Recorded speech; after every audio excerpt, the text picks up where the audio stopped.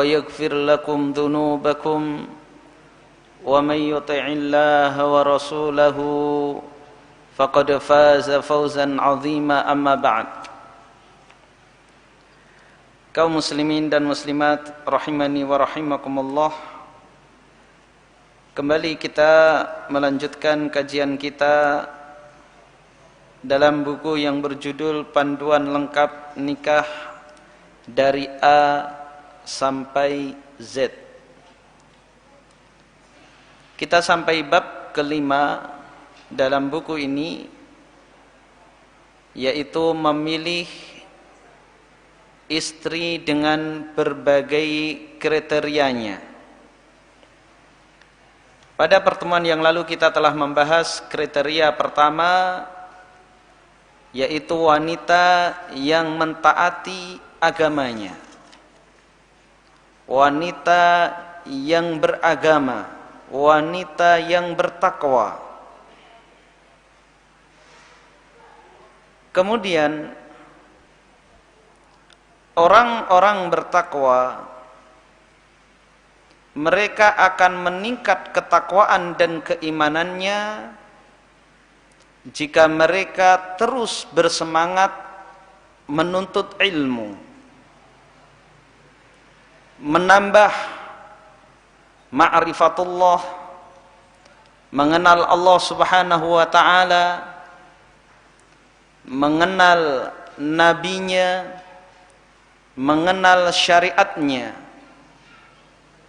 Maka dengan cara tersebut ia akan bertambah keimanan dan ketakwaannya. Dan inilah yang dilakukan oleh para wanita di zaman Rasulullah sallallahu alaihi wasallam.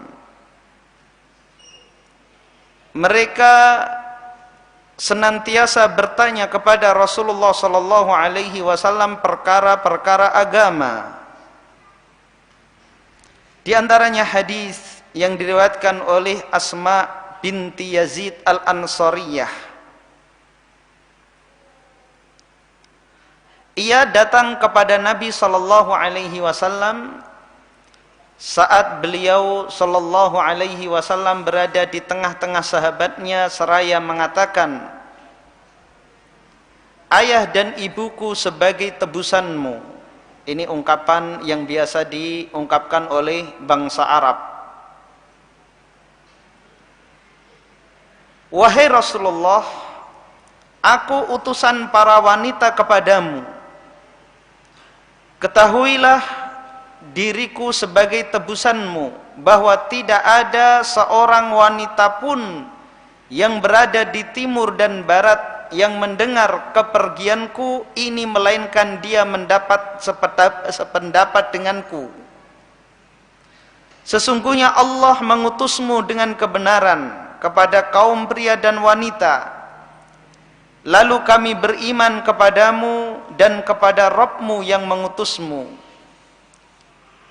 Kami kaum wanita dibatasi tinggal di rumah-rumah kalian, tempat pelampiasan syahwat kalian, dan mengandung anak-anak kalian. Sementara kalian kaum pria dilebihkan atas kami dengan salat Jumat dan berjamaah, menjenguk orang sakit, menyaksikan jenazah, haji demi haji, dan lebih utama dari itu ialah jihad fi sabilillah. Jika seorang pria dari kalian keluar untuk berhaji, berumrah atau berjihad, maka kami memelihara harta kalian, membersihkan pakaian kalian, dan merawat anak-anak kalian. Lalu apa yang bisa membuat kami mendapatkan pahala seperti yang kalian dapatkan, wahai Rasulullah?" Mendengar pertanyaan tersebut, Rasulullah sallallahu alaihi wasallam menoleh kepada para sahabatnya, kemudian bertanya, "Apakah kalian pernah mendengar perkataan seorang wanita yang lebih baik daripada wanita ini?" Apakah kalian pernah mendengar perkataan seorang wanita yang lebih baik daripada wanita ini dalam pertanyaannya tentang urusan agamanya? Para sahabat menjawab, wahai Rasulullah, kami tidak menyangka ada seorang wanita yang mendapat petunjuk seperti ini. Lalu Nabi SAW menoleh kepadanya seraya bertanya. Nabi SAW menoleh kepada Asma binti Yazid seraya berkata kepadanya, pergilah wahai wanita dan beritahukan kepada kaum wanita di belakangmu bahwa apabila salah seorang dari kalian berbuat baik kepada suaminya, mencari ridhonya dan menyelarasi, maka pahalanya menyerupai semua itu. Kemudian wanita ini berpaling dengan bertahlil dan bertakbir karena gembira dengan apa yang disabdakan oleh Rasulullah sallallahu alaihi wasallam. Lihat wanita ini, dia menghadap kepada Rasulullah sallallahu alaihi wasallam bukan mengeluhkan atau merasa berat melayani suami. Dan dia mewakili para wanita sahabiat.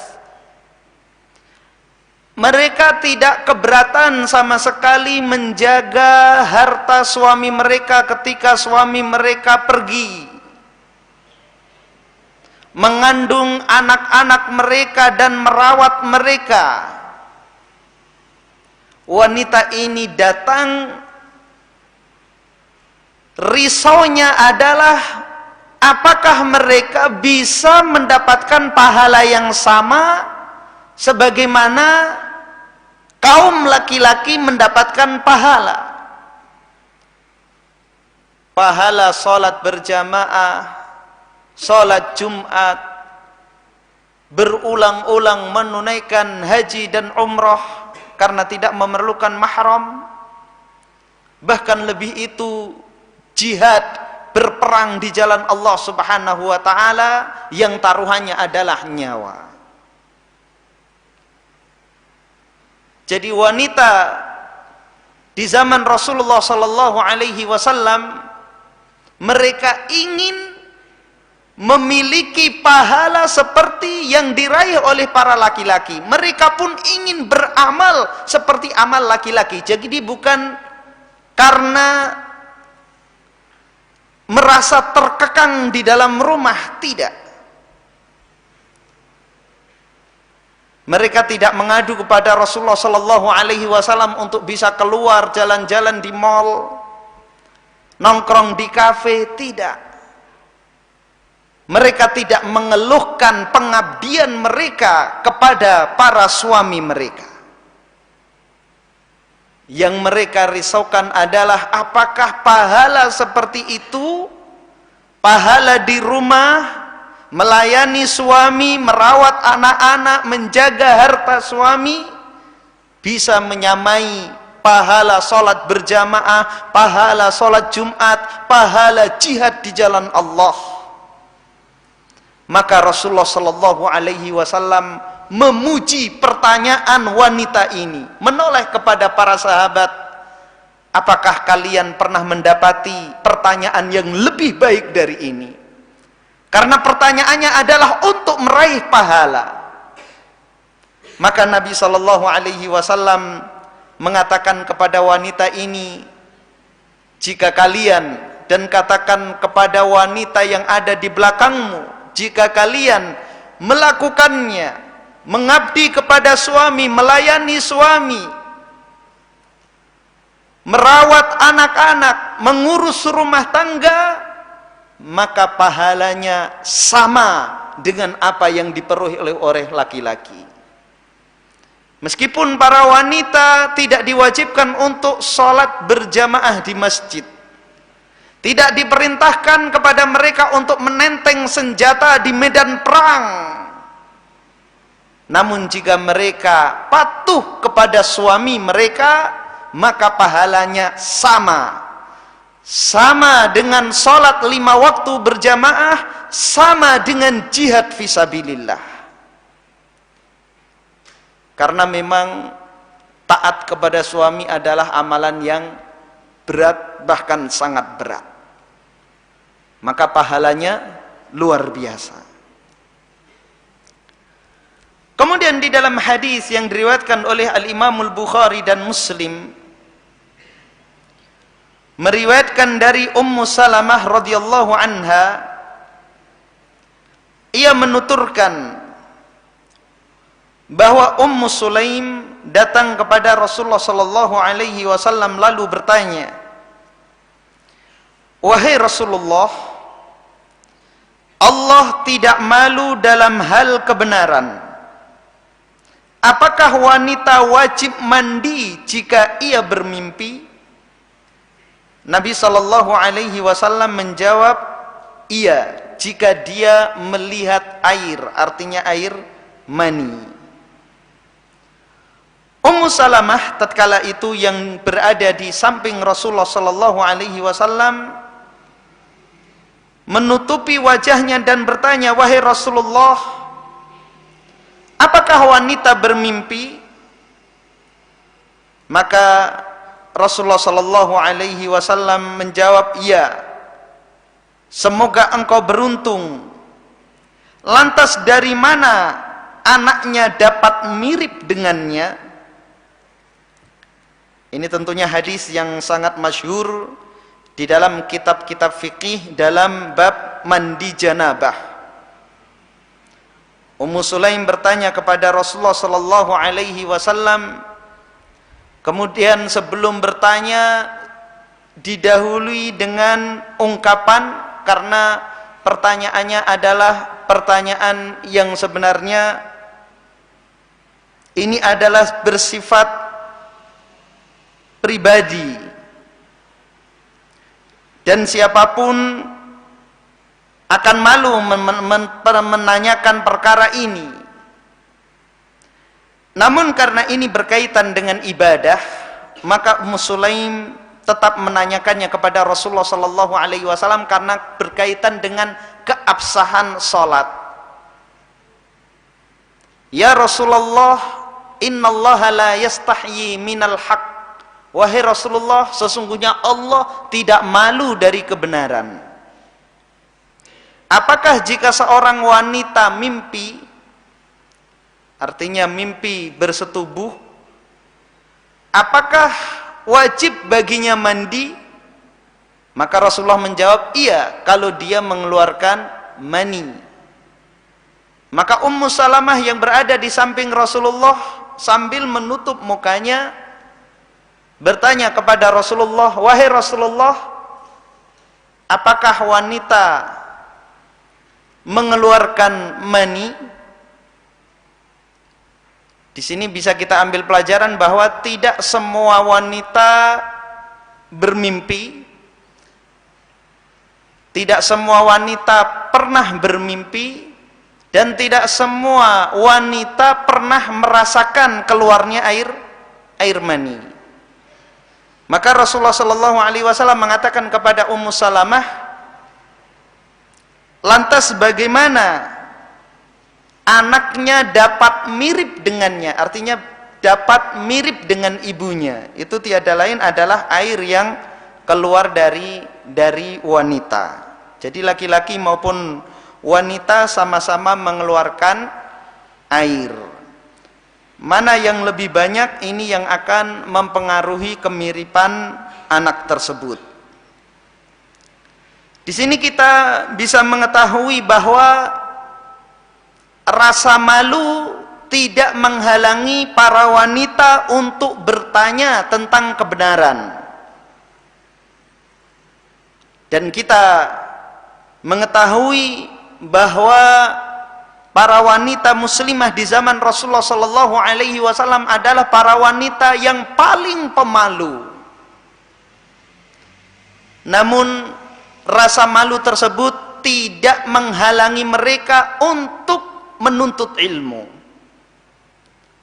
Maka Aisyah radhiyallahu anha mengatakan, "Ni'man nisa'ul ansar la yamna'hunnal haya'u an yas'alna 'anil khair.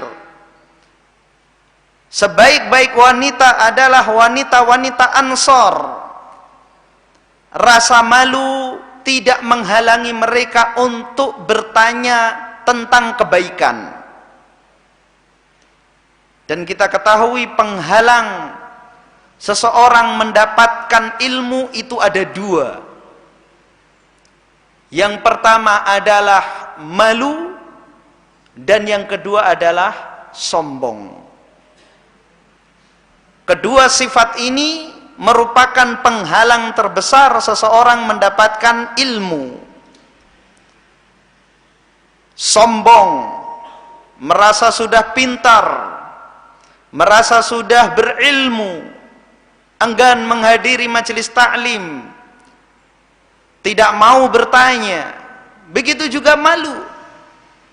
Malu menghadiri majelis ta'lim, malu belajar. Dan terkadang rasa malu ini timbul dari kesombongan. Malu kalau dianggap bodoh. Sebenarnya bodoh, tapi malu kalau dianggap bodoh. Saya sudah usia kepala 3, kepala 4, masa belajar Iqra? Karena malu, dia tidak belajar, akhirnya habis usianya dia belum bisa membaca Al-Quran.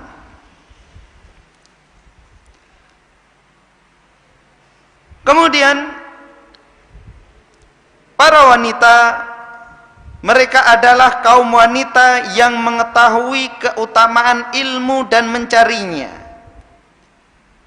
Al-Bukhari meriwayatkan bahwa ketika kaum wanita merasakan keutamaan ilmu, mereka menyadari pentingnya ilmu, maka mereka datang kepada Rasulullah sallallahu alaihi wasallam meminta waktu khusus dari Rasulullah sallallahu alaihi wasallam untuk halaqah, membuat majlis bersama mereka. Karena memang ada ilmu-ilmu khusus yang wajib diketahui oleh setiap wanita dan tidak wajib diketahui oleh laki-laki. Artinya itu adalah fardu ain bagi wanita dan bukan fardu ain bagi laki-laki. Ada ilmu khusus, fikih khusus, diantaranya adalah ilmu tentang haid, nifas, dan istihadah. Betapa banyak wanita muslimah di zaman sekarang tidak memahami perkara-perkara tersebut. Maka para wanita muslimah di zaman Rasulullah meminta kepada Nabi sallallahu alaihi wasallam dibuatkan majelis khusus, sehingga jika ada pertanyaan-pertanyaan yang khusus, mereka tidak malu dengan kehadiran laki-laki. Mereka bertanya langsung kepada Rasulullah sallallahu alaihi wasallam dan tidak ada laki-laki yang mendengarnya. Dan alhamdulillah majelis wanita khusus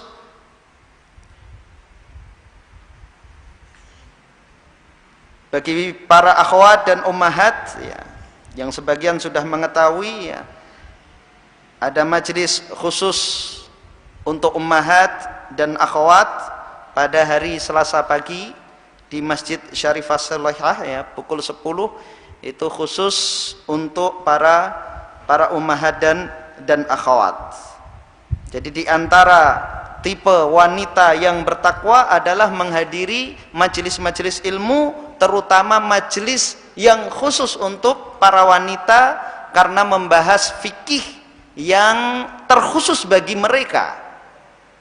Karena perkara haid dan istihadah serta nifas ini berkaitan dengan ibadah mereka, berkaitan dengan keabsahan salat dan puasa mereka. Jadi wanita harus bisa membedakan antara darah haid dengan darah istihadah, dan jangan malu untuk mendatanginya, serta jangan malu untuk bertanya. Dan seharusnya para wanita malu untuk berbuat maksiat, bukan malu bertanya tentang perkara pribadi mereka. Dan di zaman sekarang wanita, kebanyakan wanita, bahkan wanita muslimah ya, lebih malu untuk menghadiri majelis ta'lim, lebih malu memakai hijab, namun tidak malu untuk menampakkan aurat mereka. Ini rasa malu yang terbalik. Harusnya mereka malu berbuat maksiat dan tidak malu untuk taat kepada Allah Subhanahu wa ta'ala. Kita lanjutkan kriteria yang kedua. Wanita yang salihah tidak mengenal kata-kata yang tercela. Artinya ucapannya santun, menjaga ucapannya. Pernah ditanyakan kepada Ummul Mukminin Aisyah radhiyallahu anha, siapakah wanita yang paling utama? Ia menjawab, yaitu wanita yang tidak mengenal kata-kata yang tercela dan tidak berpikir untuk menipu suami, serta hatinya kosong kecuali berhias untuk suaminya dan untuk tetap memelihara keluarganya. Artinya tidak berpikir untuk hal-hal yang aneh-aneh. Kriteria wanita yang salihah adalah dia hanya berpikir bagaimana semaksimal mungkin bisa memuaskan suaminya dalam segala hal. Tentunya dalam perkara yang ma'ruf. Tidak berpikir yang aneh-aneh. Ucapannya dijaga. Berkata dengan ucapan yang santun, baik kepada kedua orang tua, kepada sahabat-sahabatnya, dan terutama kepada suaminya. Maka kita bisa mengenal wanita ini sebelum menikah, yaitu dengan bagaimana mereka bertutur kata kepada kedua orang tua dan saudara-saudaranya serta sahabat-sahabatnya. Kalau kepada kedua orang tua saja ucapannya kotor, tidak menjaga lisannya, maka terlebih-lebih kepada suaminya. Seorang wanita yang membangkang kedua orang tuanya, anak durhaka, maka dia pasti akan lebih berpotensi untuk durhaka kepada suaminya. Jadi bagaimana kita bisa menilai seorang wanita kelak akan sopan kepada kita, akan santun kepada kita? Lihat bagaimana dia bersikap kepada kedua orang tuanya. Kalau kepada kedua orang tuanya yang telah melahirkan, mengasuh, mendidik dari sejak dalam kandungan sampai dewasa, dia berani membangkang, terlebih kepada suaminya. Seorang Arab Badui, ia mengatakan, jangan menikahi 6 jenis wanita, yaitu yang annanah, mannanah, hannanah, dan jangan pula menikahi wanita haddaqah, barraqah, dan saddaqah. Saddaqah. Apa itu annanah? Annanah artinya yang banyak merintih, banyak mengeluh.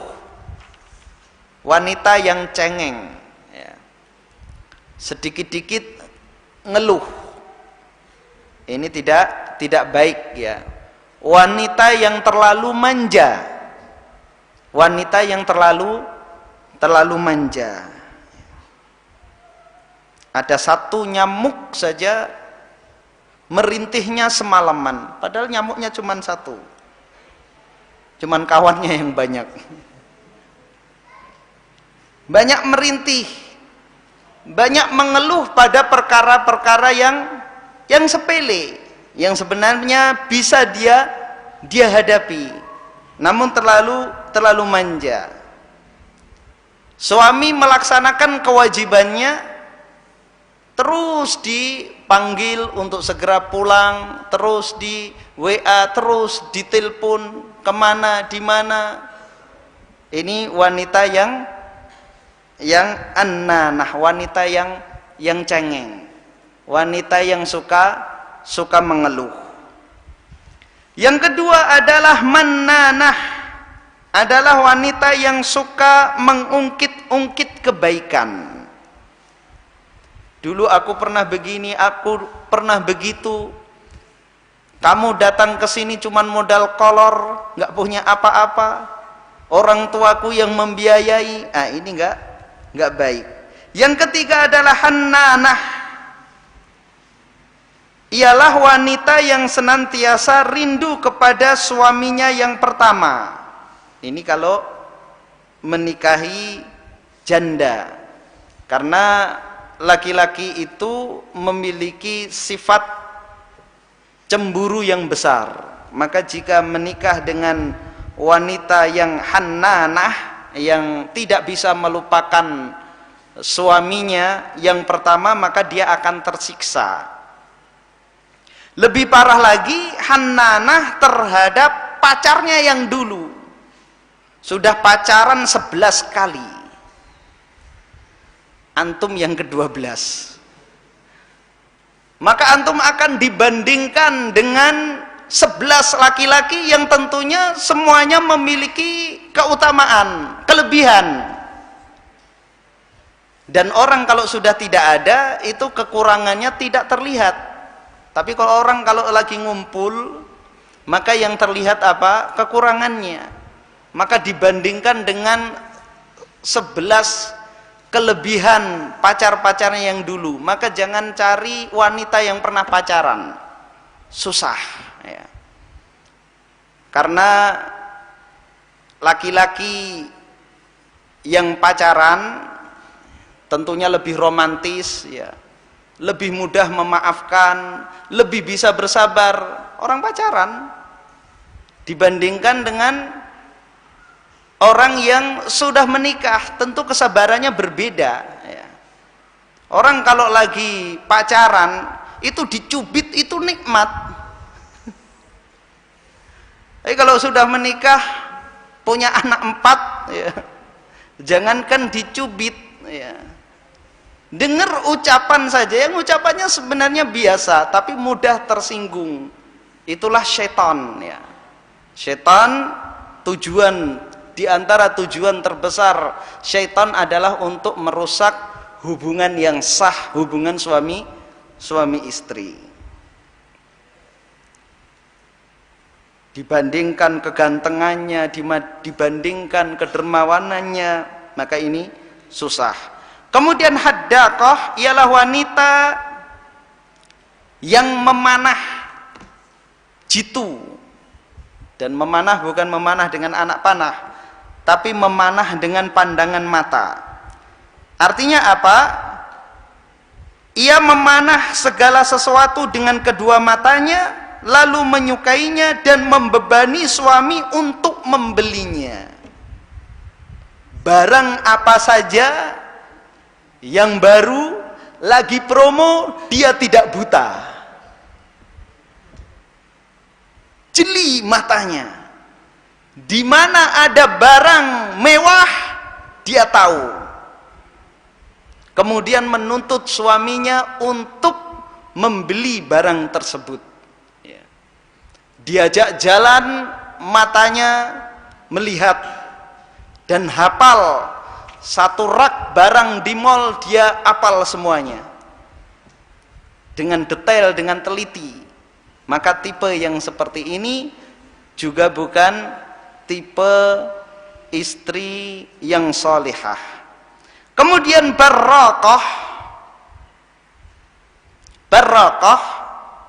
ini memiliki dua makna, dan makna yang kedua ini yang harusnya dihindari. Makna yang pertama adalah wanita yang sepanjang hari merias wajahnya agar wajahnya menjadi berkilau, yang diperoleh dengan cara meriasnya. Tentunya ini adalah ibadah yang baik, agar suaminya betah melihat wajahnya yang bercahaya. Adapun barakah, makna yang kedua ini yang harus dihindari. Marah terhadap makanan. Ia tidak makan kecuali sendirian dan menguasai bagiannya dari segala sesuatu. Barakah dengan makna ini adalah bahasa Yaman. Mereka mengatakan barakatil mar'atu, artinya jika wanita itu marah pada makanan, ya, tidak terima dengan apa yang diberikan oleh suami, selalu menuntut makanan yang enak, padahal bobotnya sudah 1 kuintal, masih terus pengen makan mulu, ya. Makan, ngemil, cemilannya juga macam-macam. Ini tentunya wanita yang harus dihindari. Kemudian yang terakhir adalah sadaqah, ialah wanita yang banyak bicara. Kalau wanita zaman sekarang ini semuanya ada, ya. Kalau yang pertama, kedua, ketiga mungkin masih banyak, ya. Tapi kalau yang terakhir ini yang susah. Semua wanita banyak bicara. Baik, kita lanjutkan. Kriteria yang ketiga, di antara tipe istri yang ideal adalah bersabar dan tidak bersedih. Artinya apa? Wanita ini adalah sosok wanita yang tabah ketika mendapatkan musibah. Memang bersedih itu adalah sifat manusia, terutama pada wanita. Tapi wanita ini bisa menahan kesedihannya. Al-Imam Al-Bukhari meriwayatkan hadis dari Abdullah ibnu Mas'ud radhiyallahu an, bahwasanya Rasulullah sallallahu alaihi wasallam bersabda, "Laisa minna man latamal khudud wa syaqqal juyub wada'a bidu'ail jahiliyah." Bukan termasuk golongan kami orang yang menampar-nampar pipi ketika tertimpa musibah dan merobek-robek pakaian dan menyeru dengan seruan jahiliyah. Jadi kesabaran itu adalah menahan diri, menahan lisan dan anggota badan dari perbuatan dan perkataan yang menimbulkan murka Allah Subhanahu wa taala. Seorang yang tertimpa musibah siapapun bersedih. Tapi kalau sampai memukul-mukul kepala, membenturkan kepala ke dinding, mematahkan pulpen, membanting piring, maka ini adalah perbuatan yang sangat tercela, dan ini dominan pada wanita. Atau menyeru dengan seruan-seruan jahiliyah, yaitu seruan ungkapan selain ungkapan istirja, inna lillahi wa inna ilaihi raji'un, selain zikir kepada Allah Subhanahu wa taala, itu adalah seruan-seruan jahiliyah, baik pada musibah yang besar maupun musibah yang kecil. Dan ini banyak kita sayangkan terjadi pada sebagian kaum muslimin ketika terjadi musibah baik besar maupun kecil, ya, mengatakan bang, SAT, ya, atau apa itu wiridnya orang Jawa Timur itu kalau kesandung, ya. Jadi seperti itu adalah seruan-seruan jahiliyah. Ketika mendapatkan musibah, seluruh kebun binatang ada di mulutnya. Ini adalah seruan jahiliyah. Atau teriak dengan teriakan yang histeris, Maka kita bisa mengenalnya juga sebelum menikah, ketika dia mendapatkan musibah, apa yang dia lakukan, ya. Banting pintu, banting tas, ya, dan lain sebagainya. Maka ini adalah tipe wanita yang harus kita hindari. Kemudian selanjutnya yang keempat adalah tidak meremehkan dosa, meskipun itu adalah dosa-dosa kecil. Jadi sangat perhatian terhadap syariat. Rasulullah Shallallahu Alaihi Wasallam bersabda di dalam hadis yang diriwayatkan oleh Imam Ahmad, "Iyyakum wa muhaqqaratidz dzunub." Hindarilah kalian meremeh-remehkan dosa-dosa kecil. Jauhilah kalian dosa-dosa yang dianggap kecil. Kaqaumin nazalu fi batni wadin faja'a dza ba'udin wa ja'a dza bi'udin. Kaqaumin nazalu fi batni wadin faja'a dza bi'udin wa ja'a dza bi'udin. Permisalan orang yang menyepelekan dosa-dosa kecil adalah seperti sebuah kaum yang singgah di sebuah lembah. Satu orang membawa dahan, satu orang membawa ranting. Satu persatu mereka membawa ranting. Hatta ndajju khubzatahum, sampai mereka bisa membakar roti mereka. Wa inna muhaqqaratidz dzunubi mata yu'khad biha sahibuha tuhlikuh. Begitu juga orang yang menganggap dosa-dosa kecil tapi ditumpuk lama-lama menjadi besar, yang akhirnya bisa membakar dia, bisa mencelakakan dirinya. Wallahu taala a'lam bishawab. Kita lanjutkan setelah adzan. Ada saudara kita yang akan ikrar syahadat. Insyaallah setelah adzan kita akan sama-sama menjadi saksi ikrar syahadat saudara kita. Silahkan adzan dulu.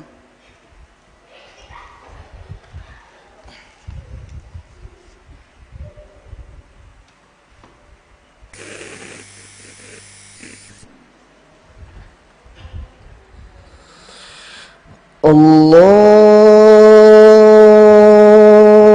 Akbar, Allahu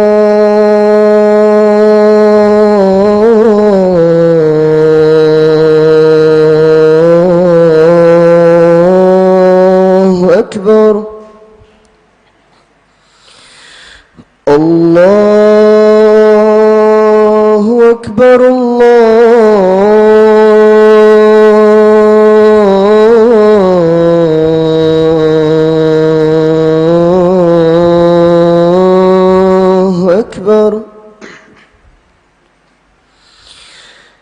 أشهد أن لا إله إلا الله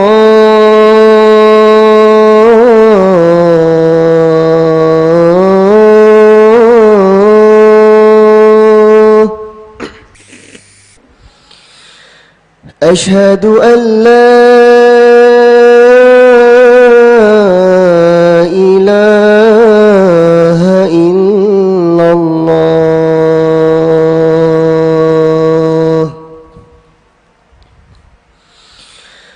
أشهد أن محمد رسول الله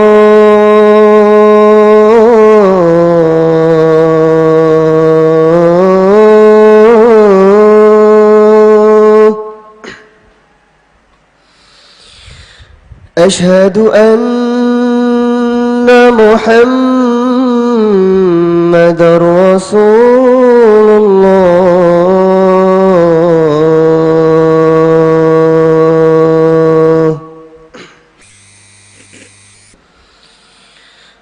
حي على الصلاة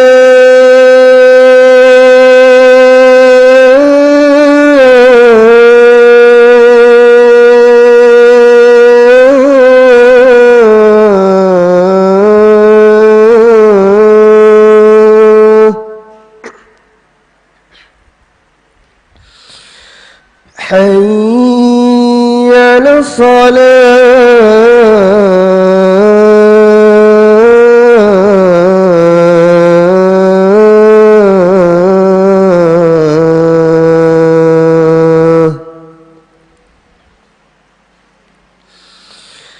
حي على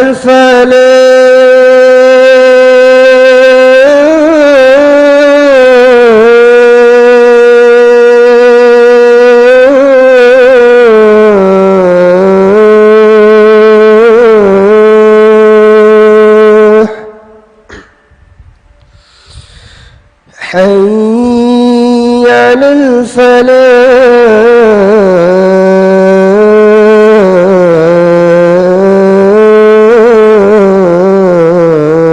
الفلاح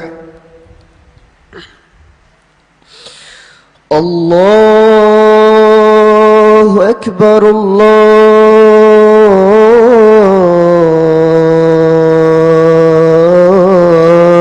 الله أكبر لا إله إلا الله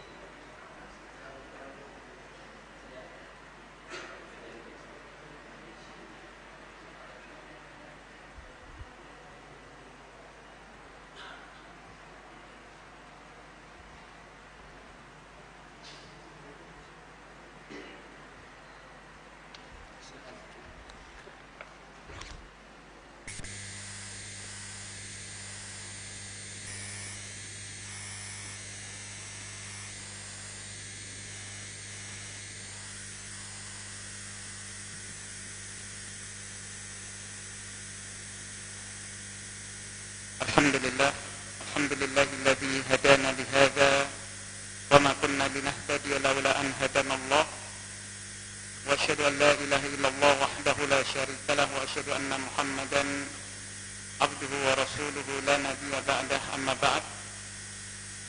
Ikhwan dan akhwat rahimani wa rahimakumullah, alhamdulillah nikmat yang besar dari Allah Subhanahu wa taala. Pada kesempatan malam yang berbahagia ini, saudara kita warga negara Jerman akan mengikrarkan syahadat di hadapan kita, dan kita doakan mudah-mudahan beliau bisa istiqamah di dalam Islam, menjadi saudara kita dan terus meningkatkan ilmu, iman dan takwa, istiqamah sampai akhir hayat. Nama beliau, boleh memperkenalkan diri? Halo, nama saya Oliver Spicer. Iya. Oliver Spicer. Spicer. Spicer. Jangan Ya, tidak dipaksa ya masuk Islam? iya. Tidak dipaksa, alhamdulillah. Beliau dengan lapang dada masuk Islam. Kenapa pengen masuk Islam? Karena saya mau belajar lagi tentang Islam, tentang Allah, perjalanan. Ya, ya alhamdulillah ya. Beliau insya Allah mau meningkatkan ilmu terus ya. Jadi setelah masuk Islam, tahu kewajiban-kewajiban setelah masuk Islam? Rukun Islam tahu? Ya, setelah mengucapkan 2 kalimat syahadat harus melakukan sholat 5 waktu ya. Kemudian nanti di bulan Ramadan harus puasa selama 1 bulan penuh. Kalau memiliki harta berkewajiban menunaikan zakat, dan jika memiliki kelebihan rezeki maka berkewajiban untuk menunaikan ibadah haji. Baik, kita tidak menunggu lama. Ikutin ucapan saya. Asyhadu alla ilaha illallah wa asyhadu anna Muhammadan Rasulullah. Aku bersaksi bahwa tiada Tuhan selain Allah.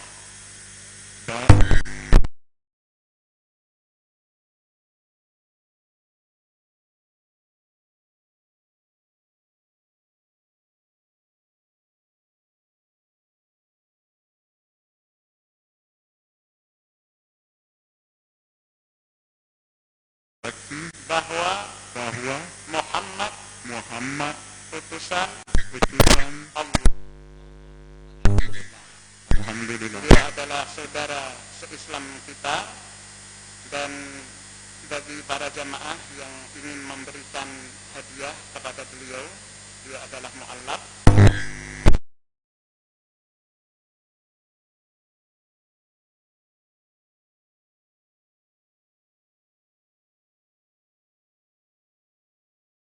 Azhar, dan MCI memiliki banyak kegiatan untuk pembimbingan para mu'allaf, baik yang baru masuk atau yang sudah bertahun-tahun, karena butuh bimbingan ya. Masya Allah, perjuangan mu'allaf Center Indonesia cabang Kalsel ini sangat luar biasa ya, sampai ke pedalaman-pedalaman. Maka bagi para jamaah yang ingin ikut serta memiliki andil ya, baik pemikiran, tenaga maupun harta, silahkan menghubungi Ustadz Azhar yang berada di sebelah kanan saya ini, yang belum pernah melihatnya. Sering sebenarnya hadir di majelis kita, mungkin sebagian jamaah belum mengenalnya ya. Bahkan mu'allaf juga berhak menerima harta zakat. Jadi apabila di antara jamaah yang mencapai haul hartanya, maka bisa juga menyalurkan ke MCI. Jadi silahkan memberikan harta zakat atau hadiah kepada saudara kita agar mereka lebih akrab dengan kita dan semakin tumbuh kecintaan kita dengan para mu'allaf. Karena hadiah itu akan menimbulkan kecintaan. Kemudian saudara kami, Oliver, Anda adalah saudara kami se-Islam, dan kami sangat senang, kami sangat bahagia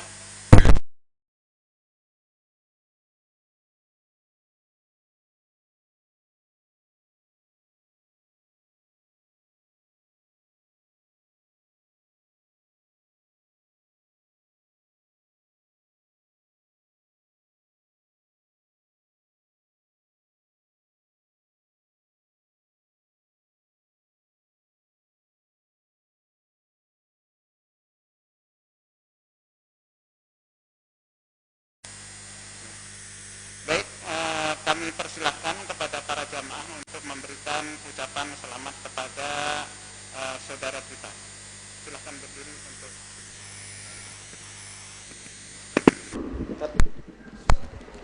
Tanda tangan. Apa? Ilustrasi. Oh iya.